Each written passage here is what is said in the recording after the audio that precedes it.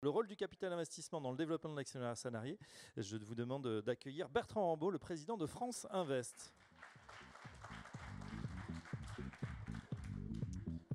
Installez-vous.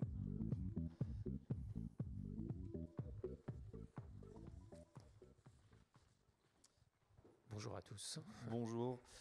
France Invest, voilà, pour ceux qui ne connaissent pas, on va parler capital investissement avec vous et justement actionnaire salarié. Justement, Bertrand, petite première question en préambule, le capital investissement en France, qu'est-ce que ça représente aujourd'hui ? Alors le capital investissement en une minute, donc France Invest, ça regroupe en fait toute cette communauté du capital investissement, donc à savoir les sociétés de gestion qui gèrent des fonds, à la fois dans les fonds propres, dans la dette et dans les infrastructures. Bon, notre métier, mais ça a été très bien évoqué de façon indirecte à la table ronde précédente, c'est de prendre des participations dans les sociétés innovantes, dans les PME, dans les ETI, pour financer leur croissance, pour financer leur transmission. On est la première industrie européenne, donc j'insiste là-dessus, c'est important, et de loin, Europe continentale. J'oublie un peu les Anglais qui sont toujours devant nous sur ces sujets. Et c'est 10 000 entreprises accompagnées, donc financées par nos soins. Et c'est un dernier chiffre, 50 milliards d'euros par an apportés dans l'économie française à travers nos véhicules d'investissement. Donc on est un vrai acteur économique en capital de sociétés de taille petite et moyenne. Avec de l'économie réelle, hein, du coup, concrète, ah oui, tangible. Nous, on est dans les territoires, on est tout le monde est dans la vraie vie, mais enfin, en tout cas, on est dans la vraie vie de l'entreprise dans les régions.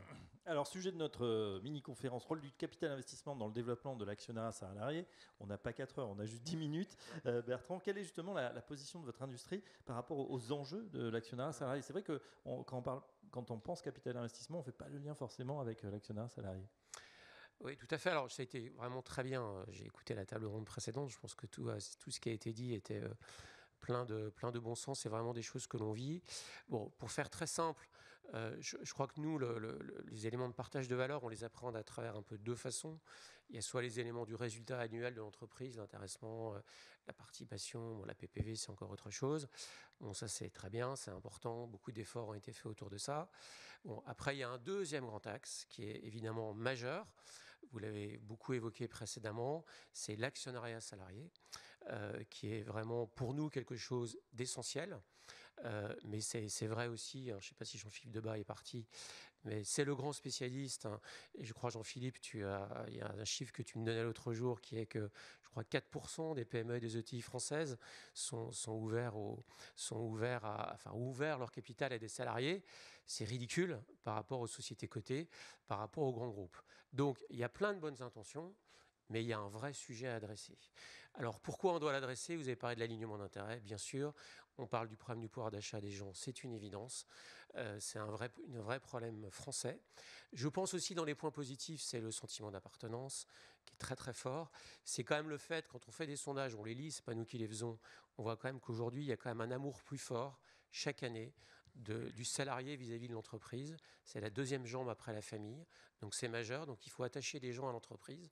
Et je pense qu'on a une vraie responsabilité par rapport à tout ça. Alors après, on verra comment on le fait. Mais moi, je pense sincèrement qu'on a un moment extrêmement important de la vie de notre pays où il faut qu'on y arrive. Xavier Fontanelle est là, il l'a évoqué, je l'ai entendu tellement fois de parler de tout ça, mais il faut qu'on y arrive. Et nous, industrie du capital investissement, on a une énorme responsabilité par rapport à ça parce qu'on est un levier pour ça. Et je crois que c'est en train de tourner.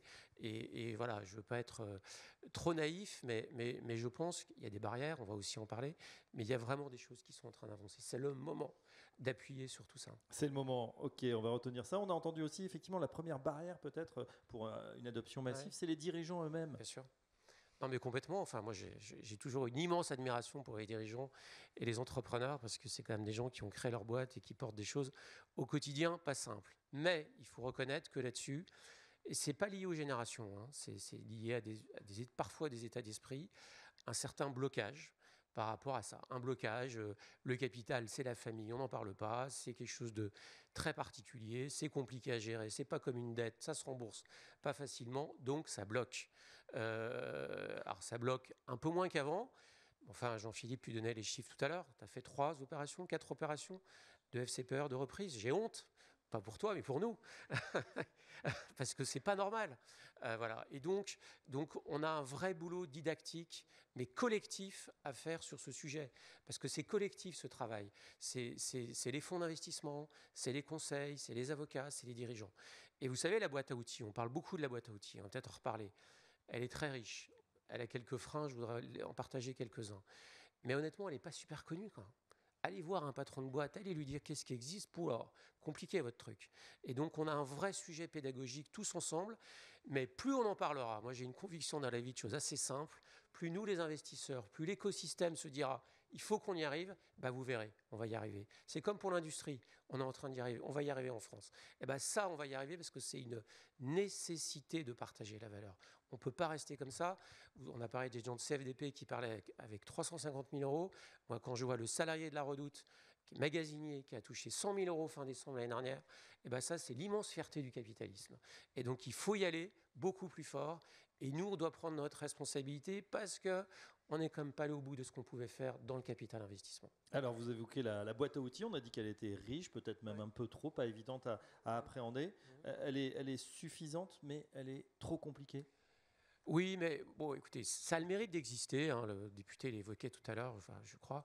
Ça a le mérite d'exister. Il y a plein d'outils en France. Et moi, je vois un peu ce qui se passe dans d'autres pays européens. Je peux vous assurer qu'on pleure souvent sous la France, mais il y a quand même plein de choses chez nous. Après, il faut le mettre en place. Alors, ce qui est dommage, et je regrette que notre député soit parti, ce qui est dommage, je vais vous prendre un exemple tout simple que tout le monde va comprendre. Les actions gratuites. Vous avez vu que dans l'ANI, le niveau d'actions gratuites a encore augmenté, à des niveaux qui me paraissent d'ailleurs un peu excessifs, mais bon, peu importe, tant mieux dans ce sens-là. Mais vous savez que si demain vous avez une action gratuite, qu'il y a une opération sur votre capital, qu'il faut apporter vos titres à une holding dans le cadre d'une restructuration juridico-financière, ben vous ne pouvez pas le faire. Ah si, vous pouvez le faire, mais il faut payer l'impôt. Donc on vous file des actions, les actions elles se valorisent, on doit faire une restructuration, vous ne touchez pas 1 euro, ben vous ne pouvez pas le faire parce que la loi vous l'interdit sans passer à la caisse. Et ça, vous allez voir Bercy, vous allez voir les responsables fiscaux, vous allez voir les députés, on n'y arrive pas. On va y arriver, hein, parce que nous, on se bat chez France Invest là-dessus. Je prends un autre exemple, les BSPCE, même chose, qui sont donnés, octroyés dans les sociétés innovantes. Les gens, ils n'ont pas un rond, ils sont jeunes, ils prennent un risque de la vie d'une entreprise. Même chose, on doit apporter ces BSPCE, on fusionne avec un autre acteur de l'innovation. Et Dieu sait si dans le contexte actuel, il y a des fusions. On doit apporter ces actions. Eh bien, on ne peut pas parce qu'il faut payer la plus-value sur l'apport de titres. Et on n'a pas le cash. Vous vous rendez compte? La loi, elle bloque ça aujourd'hui. Donc, on a une boîte à outils géniale, mais il y a des points d'ajustement. Et là, on a besoin de tout le monde pour arriver à les faire passer. Et on est quand même dans un pays où quand on s'exprime, moi je le vis au titre de France Invest, quand on s'exprime, les choses, elles passent. Donc il faut y aller collectivement. Il y a plein de gens qui se bougent autour de ça. Mais vous voyez, c'est du réglage. C'est du réglage. Et si ce réglage, il est fait, moi je pense qu'on va arriver à des choses extrêmement positives, beaucoup plus souples. Parce qu'une entreprise, c'est un animal. Il n'y a pas un animal qui représente un autre animal. Donc c'est très bien d'avoir des outils différents pour chaque société. Mais il faut qu'après, il y ait des règles simples de fonctionnement. La vraie vie, quoi. La vraie vie, et sans toujours voir le mal là où il n'est pas. On a parlé des actions fantômes, Phantom Shares. Je pense que c'est une très bonne idée. Alors après, moi j'aime moins, parce que ce que j'aime bien dans le capital, parce que c'est mon métier, c'est de prendre un risque. Donc j'aime bien que les gens ils investissent et ils prennent le risque de l'entreprise. Mais c'est une première étape. Et c'est une super étape. Alors oui, il y a des limites. On rappelle peut-être ce que c'est exactement, comme ça. Bah, le Phantom Share, ça porte pas mal son nom en fait. Hein. C'est de pouvoir bénéficier de la création de valeur d'une entreprise avec des indicateurs qu'on met en place sans être actionnaire. Voilà. Et donc, c'est pas indexé sur, enfin, c'est peut être indexé sur des résultats, mais c'est indexé sur l'augmentation de valeur de l'entreprise. Et ce qui a été intelligent dans la loi, on verra les décrets, parce que les dirigeants, qu'est-ce qu'ils n'aiment pas en fait? On a dit pourquoi ils sont réfractaires. C'est parce qu'ils n'aiment pas communiquer sur la valeur de leur entreprise vis-à-vis de leurs salariés. C'est un vrai sujet psychologique très français. Mais sur les Phantom Shares, on peut prendre une base qui est l'actif net comptable. L'actif net comptable, c'est public. Enfin, c'est public. C'est publié, en tout cas. Et donc, vous voyez, c'est un référentiel qui a du sens. C'est intelligent, ce truc-là. Donc, ça ne répond pas à tout. Hein. Mais pour moi, c'est le début qu'on doit mettre en place pour certains salariés. Et l'avantage de la boîte à outils qu'on a aujourd'hui, c'est qu'elle s'adresse à tout type d'entreprise. C'est ça qui est bien. Il faut juste faire les derniers réglages. Et il faut qu'on arrive à les faire. Vous avez parlé justement de diffuser plus largement le message. C'est encore finalement pas assez connu et on le voit, hein, parce que notamment dans les PME. Qu'est-ce qu'on fait, Bertrand Beau, justement, pour diffuser plus largement ce message davantage? Je crois que moi, je crois beaucoup aux actions collectives dans nos métiers. On est tous alignés, on doit tous y aller. Il y a certains d'entre vous qui sont là, avec qui on travaille, on échange. On a des actions collectives, donc il faut qu'on les ait avec les organisations patronales, avec tout l'écosystème du financement de l'entreprise. Je pense que notre première mission, elle est didactique vis-à-vis des dirigeants. Avoir un actionnaire à ses côtés qui vous prend un bout de votre capital, ça vous enrichit, ça les fidélise. Donc n'hésitez pas à le faire et il faut le raconter. Nous, l'industrie, on a un vrai rôle, un vrai job à pousser ça. Moi, je suis président de France Invest pendant 2 ans, je me suis fixé un plan d'action. Il y a 6 lignes, je ne vais pas vous les débattre, rassurez-vous. J'en ai une, c'est celle-là. Et je voudrais bien que notre profession s'engage, alors sur des façons à définir, pour qu'on arrive à étendre ce sujet de l'actionnariat salarié dans toutes les opérations que nous réalisons. C'est un vrai engagement que je voudrais qu'on fasse prendre. Ce n'est pas gagné. Moi, j'ai fait le tour un peu de tout le monde avant de prendre mes fonctions. Tout le monde me dit c'est génial. Donc, OK, moi, je vais leur dire c'est génial, on va le faire. Voilà. Mais j'aimerais bien y arriver. Je ne suis pas du tout donneur de leçons, ni chevalier blanc. Je dis juste que c'est un enjeu majeur pour la sauvegarde de nos entreprises en France, vraiment.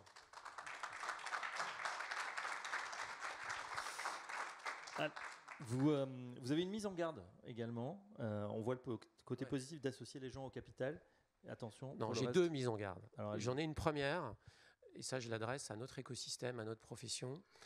Il y a de la partage de valeur en France. Il existe ce qu'on appelle les management packages, je vous en avais parlé tout à l'heure. Simplement, c'est une toute petite partie de gens qui en bénéficient. Et ça, excusez-moi, je le dis, alors je ne me fais pas toujours des amis quand je dis ça, mais ce n'est pas normal.